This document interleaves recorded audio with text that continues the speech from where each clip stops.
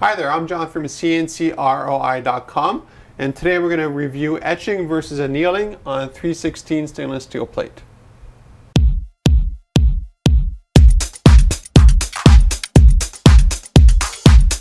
Before we go too deep into this video, what I have are two different plates.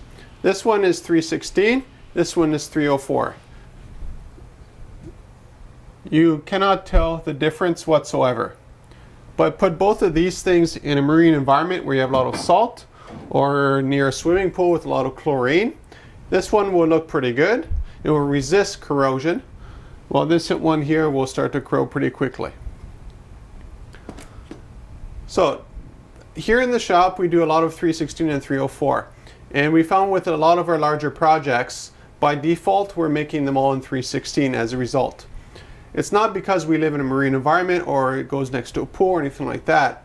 It's just that extra bit of corrosion resistance really makes a difference over time for a lot of our customers. Even though right now they might not see what could cause something to corrode, it just happens sometimes, and if you jump to 316, you just have a little bit more peace of mind. Anyways, this video is about annealing versus etching. I have my logo here, as you can see, and it's exactly the same size as this here. It's the same logo, everything's identical. So just show you the difference. So the top here, as you can see, is nice and shiny. That's annealed. At the bottom here, this is etched. It's not shiny. And there we go. Now, if you look at this plate here, etched versus annealing, you tell right away visually what is annealed and what is etched. Etched is basically just scratching the surface, while the annealing is an oxidation process. So you get the nice black tempered. And what we actually do black here actually will last longer than the plate that's not tempered, so to speak, because it's just that much harder and stronger.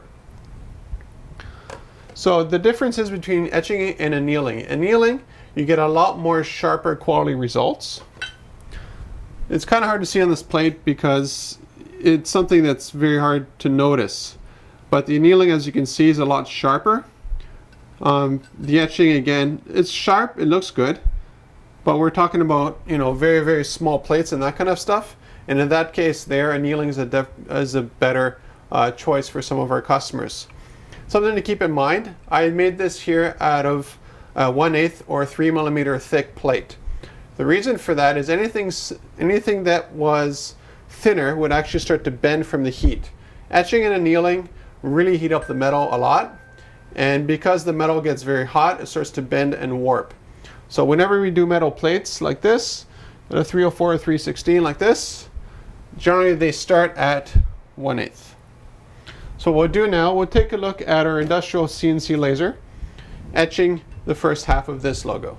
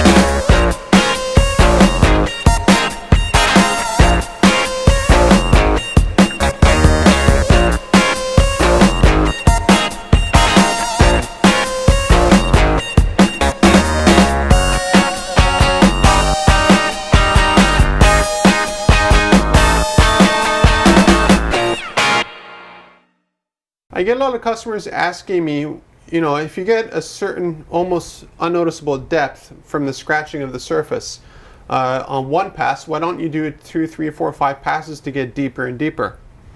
This is an example of a stone that was etched. It's a different laser tube. This is done with a CO2 and this is done with a fiber. Our machine has both a CO2 and a fiber in it. As you can see here, the etching is nice. It's a nice depth on this rock. This one here again is a consistency, but here I did it 3 times. You can barely notice a difference in depth, but you do notice a little bit of a difference due to the abrasion on how the light affects it. The reason we don't do too much of that is because basically this would be about 4 times the cost of this. And again, the words here, would you pay 4 times more for this than this? You know, it's seriously debatable. So what we'll do now, we'll take a look at our industrial laser, doing the top part here a couple of times.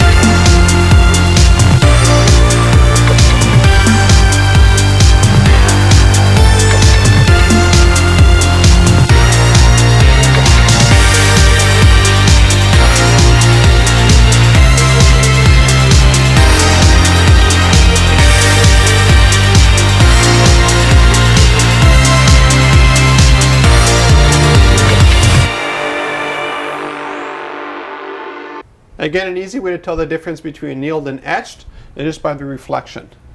You could tell that the etching does not reflect at all, while the annealing does. Now this also means that the surface here is smooth. You don't feel anything, while the etching you definitely feel. You can even hear the difference. So before we take a look at the video of the annealing process, I want you to notice the lack of sparks. If you go back a little bit and you see the etching, you see sparks everywhere. While for the annealing, it's more of a very like a orangey kind of light, while with the etching, it's more of a greenish light. It's the same laser tube, it's the same speed, there's nothing different. It's just the amount of focus that's gone into it. So this one here is very highly focused, so that's why the results are a higher resolution, relatively speaking.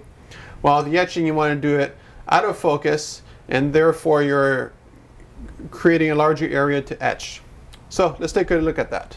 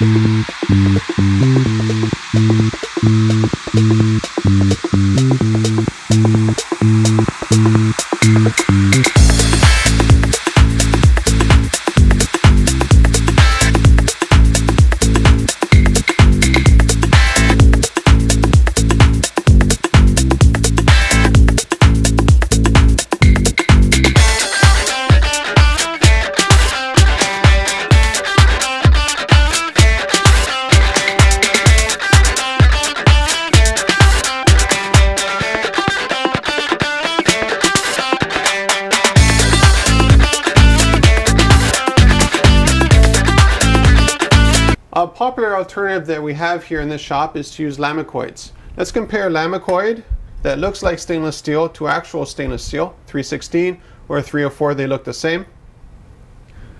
And you can tell right away that basically you have the blackness of the annealing and you have the etching of the no reflection part of it. Now you might say, well, why don't we just do all of our industrial tags that are lamicoids? Which is a great question. Lamicoids just will not last. If you put a lot of Windex on this, which is not a very strong detergent, and you just wipe it down a couple of times, after about a month, it will start to melt on you. This here, you could throw it from a plane into the ocean and pick it up about 100 years later, and it'll look the same, as long as it's 316, not 304. Another factor that comes into mind as well is the weight. The weight of the lamicoid is dramatically less than the real stainless steel. And the reason for that, again, is because of the amount of annealing or etching that needs to be done.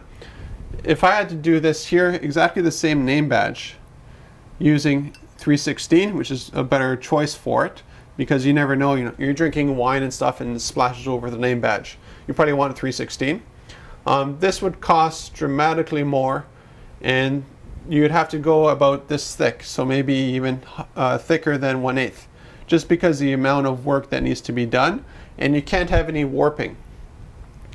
The advantage with etching is that even if it does warp a little bit, you're still sort of out of focus to begin with, so all you're doing is changing the out of focus a little bit.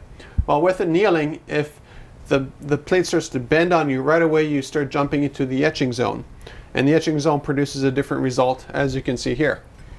So if I wanted to, let's say I used, 1/16 plate instead of 1/8. If I were to do the same design here, I'd probably get a similar result, but I'd start off annealing, and then the plate would start to bend on me, bend upwards generally, and then I'd have an etching. And the reason why that doesn't look very nice is because it's not a consistent, gradient one to the other. Sometimes you get to the end here and the plate just pops right up.